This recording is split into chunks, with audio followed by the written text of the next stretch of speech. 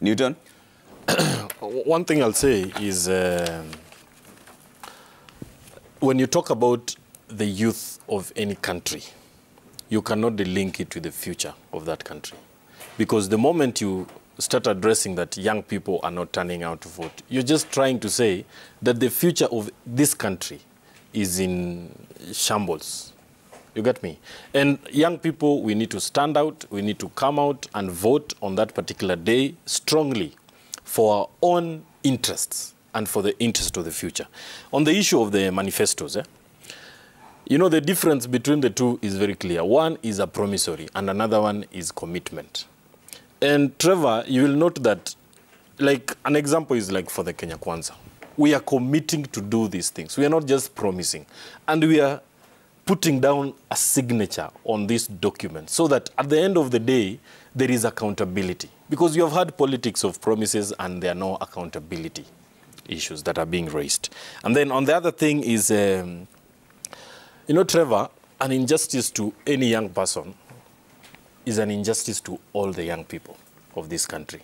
Irregardless of any political divide that we sit in or we stand on, we need to come out as young people and protect us young people. I'll not be a young person forever, Trevor. And there's a tweet that came in regards to the nomination. You know, it baffles me that any political party will forward a former member of parliament or even a current member of parliament to be nominated again come next season of politics, and yet there are young people like Nerima here, like Wilkista here, like myself, who can be given those opportunities to go and put these beautiful ideas on the table and debate about this country. Because we have seen this, this crazy issue that you're forwarding nominated members of parliament who are currently sitting. Some of them have served 2 terms. Some of them have served in the East Africa Legislative Assembly, and they're still being put on this nomination list. We need to come up with the, and I'm challenging young people who are on the ballot. When you're voted in by the young people, go and make laws that will inspire young people to be voters in the next general election. Those who are locked out today, as we say here that most of them did not register, let us inspire them. Let us give them a reason, Trevor, to come out and vote come next election. Because this election doesn't end now. It is a cycle. Yeah. We are done with 2022, 2027 will come. But if we don't inspire these young people who did not register to vote, who did not see any valuable reason to go and vote, then they are not going to vote come 2027. And as a country, we'll be leading in the bad direction.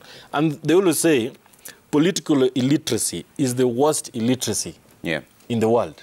If young people are not educated, are not given that information that, hey, you need to participate to shape things that happen. Okay. Because if young people don't go to vote, they will still remain to be unemployed, and there will be this issue of young people being given cash handouts of 6,000, 3,000 every month. And yet, you can create employment, and this young person will be able to earn at least 20,000, the minimum wage. Okay. So if you send someone the cash handouts, they are not inspiring young people. Okay. Say. Wilkista, did you hear anything that was substantive in the manifestos and you're happy with?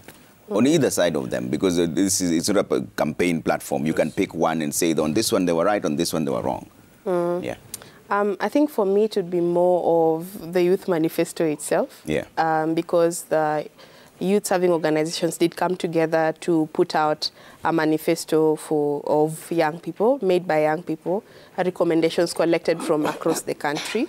And it's speaking to the issues that young people are raising, that they want to be included in the planning of the next government at county level and at national level. So, yes, they do raise, fundamental things. For example, we're looking at the Higher Education Loans Board, the loan itself, and whether that loan is working for the young people. Is it a grant? Is it a loan in itself? And what makes more sense for young people? And I'd also just like to reiterate about the resource mobilization bit. Yeah. Because the manifestos, for me, don't also bring out that strongly, the resource mobilization. Are they going to tax us to death to do the, the whole manufacturing things that they have, their plans to have a whole capital-intensive economy. Are they going to tax us to death to provide or rather fund the social protection policies that they're putting in place at this point? So for me, it's more of the domestic resource mobilization bit. I'm interested to see that and how we are not relying only on donor aid to build our own resources that we're using as a country. Yeah. And also the priorities for young people, because in the Youth Manifesto, young people speak about social, economic, and political issues that they want addressed. For example, there's the young people coordination. So because the coordination is sort of haphazard, it doesn't make a lot of sense in the structure of the government, because at the county level, there's a different structure. At the national level, there's a different structure. And this does cause some disenfranchisement because we don't have youth mainstreaming across board for the opportunities, which is very, very important for us. So in the county youth policies, which is one of the things that the manifesto is really advocating for, can we have all the 47 counties have youth policies to mainstream youth inclusion? Because we are losing sight of young people's meaningful engagement and inclusion when we are looking at only the national outfit. Let us look at the opportunities where they lie. And for me, one of those places is the county government. So the county youth policies are going to be very, very important in terms of mainstreaming young people. So that would mean your social welfare, your political rights, your economic rights as well. Because one of the things that really came out for young people in terms of opportunities is young people want to do business, and there are young people who are open to having that and creating opportunities and employment opportunities for other young people while, setting up businesses. But they're speaking about the number of licenses that they need. They're speaking about the issue of taxation. And because it shows that in the first 2-3 years of businesses fail. And one of the reasons, of course, over and above the others, is the issue on taxation and licenses. So are young people able to set up businesses and start off? Can we have the same we have for the Silicon Savannah, where young people have a space to come up and imagine and innovate and create things and services and products that will enhance the economic growth of the country and create opportunities for other young people. Okay. I want to switch gears here and talk about IBC, but Newton, you want to wind up Yes, on that? just Trevor, just to support whatever she's saying. And that is why, as Kenya Kwanza, we are offering the Hustlers Fund.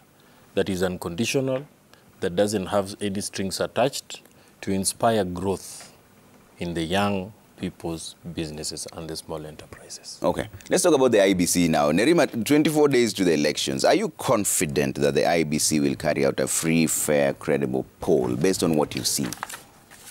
Newton, why are you laughing? The question is to me. Are you confident? Yes. Yeah, but that yes is partial. Why? What are your concerns right now? I want to give IBC the benefit of the doubt that they have everything under control. I do appreciate that they